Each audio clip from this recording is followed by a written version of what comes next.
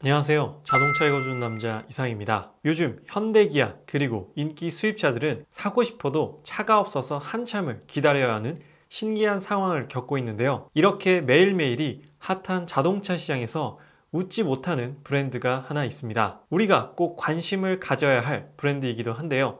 바로 쌍용 자동차입니다. 현재는 인도의 마힌드라 그룹에 인수되어 운영되고 있는 자동차 그룹이죠. 한때 무쏘와 코란도 그리고 성공한 남자의 상징이었던 체어맨까지 성공적이었던 모델들이 참 많았던 브랜드였는데요. 최근 그 상황이 매우 긍정적이지 못하다고 합니다. 신차 소식도 중요하지만 현재 국내에서 일어나고 있는 쌍용 자동차는 어떤 상황이고 왜 그런 일이 벌어졌는지 앞으로의 돌파구는 있는지 오늘 한번 여러분들과 이야기 나눠볼까 합니다. 쌍용 자동차는 현재 어떤 상황이고 과연 살아날 수 있을지 저 자동차 읽어준 남자와 함께 살펴보시죠. 쌍용차는 과연 살아날 수 있을까에 대한 오늘의 목차는 이렇습니다. 총 5가지로 나눠져 있는데요. 위기의 쌍용차 현재 상황에 대해서 말씀을 드리고 왜 쌍용차는 무너지기 시작했는지 그리고 왜 쌍용차는 소비자들에게 선택받지 못하는지에 대해 말씀을 드리고 쌍용차가 회복되려면 어떻게 해야 되는지 말씀을 드리도록 하고요. 마지막으로 쌍용차는 과연 살아날 수 있을지에 대해서 여러분들과 이야기 나눠볼까 합니다. 첫 번째로 위기의 쌍용차 현재 상황은 어떤지에 대해서 간략히 말씀드리도록 하겠습니다. 제가 3가지의 카테고리를 나눠봤는데요. 개인의 상황과 회사의 상황 그리고 정부의 상황 이렇게 말씀드려 볼까 합니다. 현재 쌍용 자동차에 포함되어 있는 개인들, 직원들의 상황은 임금, 상여금을 모두 깎고 복지까지 반납한 상황이라고 합니다. 직장 다니시는 분들께 임금과 상여금이 얼마나 중요한지는 제가 굳이 말씀드리지 않아도 잘 아실 텐데요. 저조차도 임금을 깎아서 회사를 살린다라고 했을 때 그걸 감당할 수 있을지 좀 고민이 되는데요. 일단 굉장한 부분인 것 같고요. 임원의 20%도 구조조정했다라고 합니다. 그 결과 약 1,000억 원 정도의 자금을 마련했다라고 하고요. 그래서 개인적인 상황은 상당히 안 좋은 상황이고 회사의 상황으로 봤을 때는 2019년 상반기의 영업 손실이 무려 700억 그리고 하반기의 영업 손실은 약 1,052억 정도의 손실을 입었다라고 합니다. 정말로 어마어마한 엄청난 금액이다라고 할 수가 있겠고요. 쌍용 자동차의 시가총액은 8,151억에서 3,199억으로 거의 반토막이 난 상황입니다. 회사의 상황도 정말로 좋지 않은 상태고요. 다음은 정부의 상황입니다. 쌍용차 그룹이 정부의 지원을 요청해 놓은 상황인데요. 쌍용 자동차는 현재 인도의 마힌드라 그룹이 지분이 약 75%가 들어가 있는 대주주인 상황인데요. 인도 마힌드라 그룹이 대주주인 상황에서 정부가 직접 투자하는 건 고려를 해봐야 한다는 게 현재 정부의 입장입니다. 그렇기 때문에 쌍용 자동차 그룹이 정부의 지원을 요청했지만 아직까지 정부가 지원을 하겠다라는 발표를 내보이진 않은 상황이에요. 정부도 조금 더 고민을 해야 되겠죠. 그래서 개인과 회사와 정부의 상황 모두 다 긍정적이지 않은 게 현재 쌍용 자동차의 상황입니다. 그렇다면 왜 쌍용 자동차는 무너지기 시작했는지 티볼리를 통해서 일어섰다라는 기사 한 번씩 다들 보셨을 텐데요.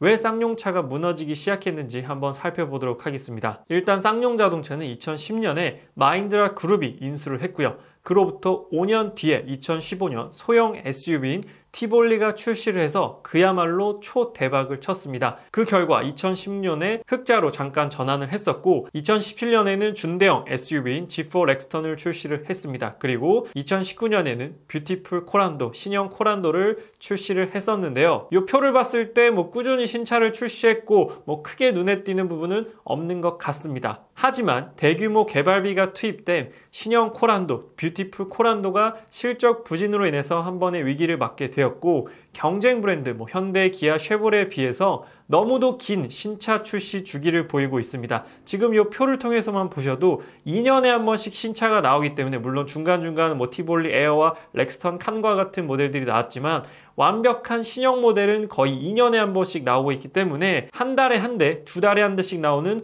현대 기아에 비해서는 신차 출시 주기가 길다라는 것이죠. 그로 인해서 자연스럽게 신차 경쟁력이 뒤처지기 시작했고요. 그리고 기술 개발 분야 투자에 상당히 상대적 부진으로 인해서 친환경 자동차 개발 및 강력해지는 환경 규제 대응력이 굉장히 미흡해졌다는 게 팩트고요. 그러다 보니까 이제 전동화, 하이브리드 및 전기차 시장에서 뒤떨어질 수밖에 없다라는 게 쌍용 자동차의 현 상황이고, 그로 인해서 쌍용 자동차가 점점 무너지기 시작하지 않았나라고 생각이 듭니다. 그 다음으로 왜 쌍용 자동차는 소비자들에게 선택받지 못하는가입니다. 이 부분은 제가 세 가지의 카테고리로 나누어 봤는데요. 첫 번째는 브랜드 가치, 두 번째는 차량 성능, 세 번째는 최신 기술의 부재가 아닐까 싶습니다. 이 세 가지의 이유로 인해서 쌍용 자동차가 선택을 받지 못하는 게 아닌가 싶은데, 아무래도 브랜드 가치적인 측면에 있어서는 국내에서는 총 5개의 국내 브랜드가 있습니다. 현대자동차, 기아자동차, 쉐보레, 르노, 삼성, 그리고 쌍용 자동차, 이렇게 국내 브랜드라고 볼 수가 있겠는데요.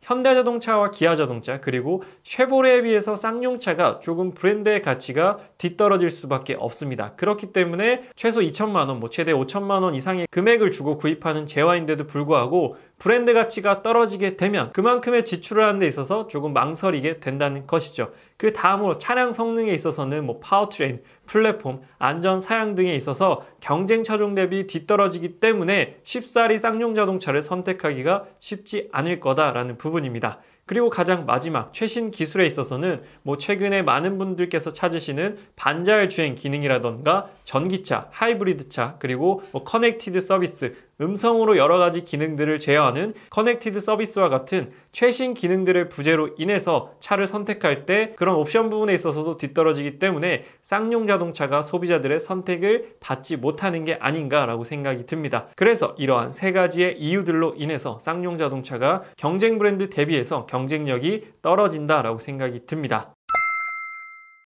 그렇다면 쌍용 자동차가 회복되려면 어떠한 노력이 필요한가에 대해서 말씀드려보도록 하겠습니다. 일단 이제 개인적으로 쌍용 자동차에서 굉장히 아쉬웠던 부분은 티볼리와 G4 렉스턴까지는 굉장히 반응도 좋았어요. 하지만 작년에 출시되었던 뷰티풀 코란도는 굉장히 실망스럽지 않았나라는 생각이 듭니다. 이제 이전의 코란도에 대한 향수와 그런 추억을 갖고 계신 소비자들이 굉장히 많았을 텐데요. 제 개인적으로도 그렇고요. 그래서 인도의 마인드라 그룹이 투자를 해서 출시하는 코란도 모델이기 때문에 굉장히 기대가 컸어요.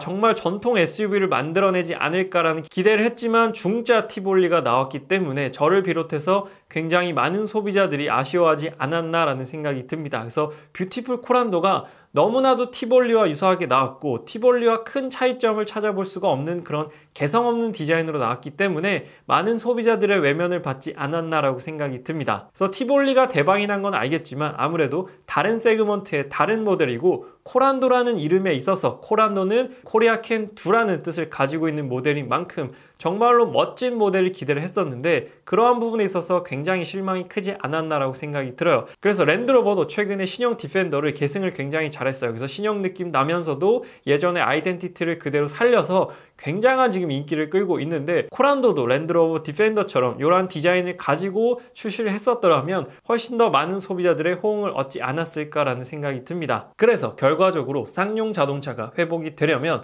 매력적인 신차가 나와야 된다는 것이겠죠. 그래서 매력적인 신차가 나오려면 일단 개발이 되어야 되고 개발을 하려면 투자가 뒷받침이 되어야 되는데 굉장히 좋은 예가 있습니다. 지리자동차와 볼보 자동차라는 굉장히 좋은 예가 있어요. 지리자동차가 볼보를 인수해서 괄목할 만한 성장을 보여주고 있는데요. 마인드라도 쌍용 자동차를 인수를 해서 이렇게 멋진 케이스를 또 하나 만들어내면 어떨까라는 생각이 듭니다. 그래서 조금 더 적극적으로 쌍용 자동차의 기술 개발에 투자를 해준다면 쌍용 자동차도 충분히 역사와 힘이 있는 그런 브랜드거든요. 그렇기 때문에 자금적으로 조금만 더 투자를 해준다면 쌍용 자동차도 충분히 매력적인 차들을 많이 만들어낼 수 있지 않을까라는 생각이 듭니다. 그래서 마지막으로 쌍용 자동차는 과연 살아날 수 있을까에 대한 제 개인적인 생각은 지금 현재 쌍용 자동차에서 판매되고 있는 라인업은 총 5가지입니다. 소형 SUV인 티볼리, 준중형 SUV인 코란도, 그리고 렉스턴 스포츠와 렉스턴 스포츠 칸이 있고요. 마지막 준대형 SUV인 G4 렉스턴 총 5개의 모델이 있습니다. 쌍용 자동차는 세단을 모두 다 단종을 시켰고 SUV 모델만 판매하겠다라는 게 현재 상황인데요. 세그먼트별 개선해야 할 부분을 제가 정리를 해봤습니다.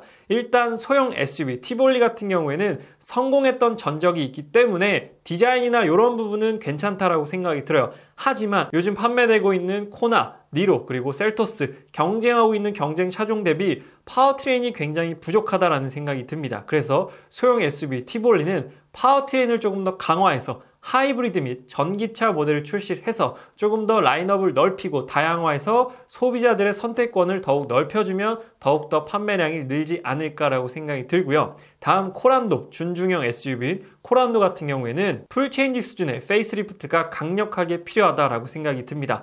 아무래도 디자인적으로 그렇게 매력적인 차종이 아니에요. 티볼리의 중짜 느낌이 많이 나기 때문에 요즘 현대기아 자동차들은 풀체인지 수준의 페이스리프트를 진행하고 있기 때문에 쌍용 자동차 코란도 또한 페이스리프트가 될 때 풀체인지 수준의 페이스리프트가 필요하지 않나라고 생각이 듭니다. 그래서 디자인적으로 대대적인 변화가 필요하다라고 생각이 들어요. 코란도만의 특징과 유니크함을 보여줄 수 있는 그러한 디자인의 특장점이 필요하다라고 생각이 들고요. 그 다음으로 가장 중요한 건 중형 SUV가 없다라는 것이에요.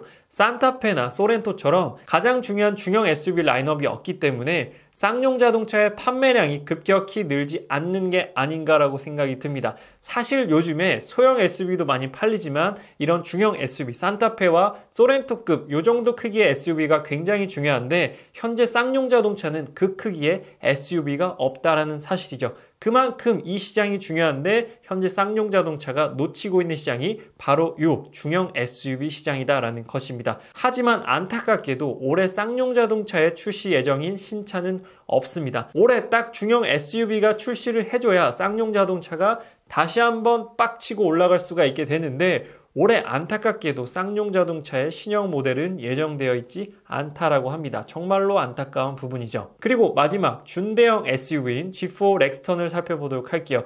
일단 G4 렉스턴 같은 경우에는 벤츠에 너무나도 기술력 의존이 많이 되어 있고 그것마저도 예전 구형 벤츠의 기술력이기 때문에 파워트레인의 기술 개발이 가장 먼저 선행되어야 된다라고 생각이 듭니다. 아무래도 쌍용 자동차의 플래그십 SUV이기 때문에 기술적으로 만족을 시켜야 할 고객들이 만족하고 이 차를 구입할 수 있다는 것이죠. 아무리 외관이 멋있고 단단하게 생겼다라고 해도 기술적인 부분이 동반이 되어야만 소비자들의 마음을 흔들 수 있다는 것이고요. 그리고 플래그십 SUV이기 때문에 소재의 고급화도 반드시 동반되어야 된다라고 생각이 듭니다. 요즘 SUV들도 정말로 고급스러워졌어요. 곧 출시를 앞두고 있는 소렌토도 투톤 가죽으로 들어가고 GV80 같은 경우에도 정말로 고급스럽게 나오게 되는데 그만큼 플래그십 SUV이기 때문에 소재를 고급화해서 신경을 써서 출시해야 된다라고 생각이 들고 첨단 기능도 역시나 많이 탑재가 되어야 된다라고 생각이 듭니다. 하다못해 요즘 기본 옵션으로 생각하는 반자율주행이라도 기본적으로 넣어줘야만 플래그십 SUV의 자존심을 세울 수가 있고 그 외에도 첨단 기능들을 많이 탑재를 해서 소비자들을 만족을 시킬 수 있어야 신형 G4 렉스턴이 나왔을 때 소비자들의 마음을 흔들 수 있지 않을까, 소비자들의 지갑을 열 수 있지 않을까라고 생각이 듭니다. 그래서 전반적으로 봤을 때 굉장히 쌍용 자동차 현재 라인업이 문제가 많습니다.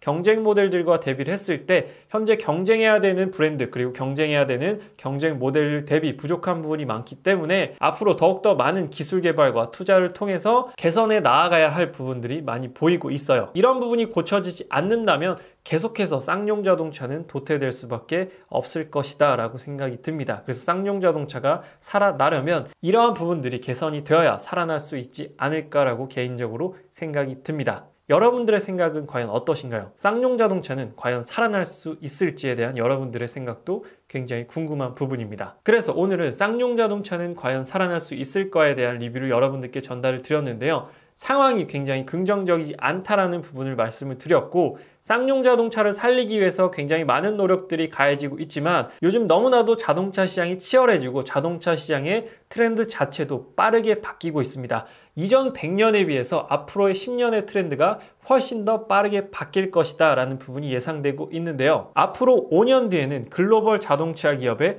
80%는 사라질 것이다 라는 전망도 있습니다. 그래서 이렇게 되면 쌍용 자동차의 입지도 굉장히 위험해지게 되는데 마인드랄 그룹이 포기를 하게 되면 또 다른 그룹으로 인수가 되겠죠. 그렇게 되면 또 한번 휘청하게 될 텐데 상당히 걱정이 되는 부분입니다. 그래서 앞으로 쌍용 자동차가 어떻게 될지 조금 더 지켜보도록 하고요. 오늘 리뷰는 여기서 마치도록 하겠습니다. 아직 자동차 읽어주는 남자 구독 안 하신 분들께서는 구독하시면 다양한 자동차에 대한 정보 받아보실 수가 있습니다. 오늘 리뷰는 여기서 마치도록 할게요.